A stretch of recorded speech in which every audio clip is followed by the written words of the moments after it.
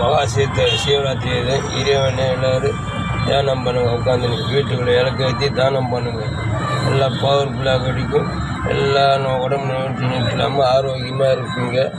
4 பூஜைங்க 4 அபிஷேகம் கலந்துக்காங்க.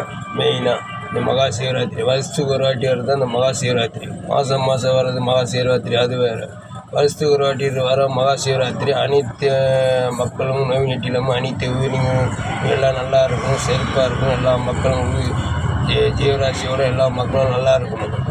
அதுதான் என்னோடய ஆசை. அது நீங்கள் தியானம் பண்ணுங்கள். உட்காந்து அமைதியாக தியானம் பண்ணுங்கள். கோயிலுக்கு போகும்போது வீட்டில் ஒரு விளக்கு வச்சு அமைதியாக தியானம் பண்ணுங்கள். 4 பூஜையாக ஒரு அபிஷேகம் பண்ணுங்கள். கரும்பு ஜூஸ், நெய், பால் அபிஷேகம், இது தேன் இதெல்லாம் அபிஷேகம் பண்ணுங்கள். வழிபடுத்துங்க. எல்லா மக்கள் நோய் நொடி இல்லாமல் ஆரோக்கியமாக இருப்பீங்க. எல்லா வீட்லையும் ஆரோக்கியமாக இருப்பீங்க. எல்லோரும் நல்லா இருப்பீங்க. இந்த மகா சிவராத்திரி அதுவும் நீங்கள் நல்லா வழிபடுத்துங்க.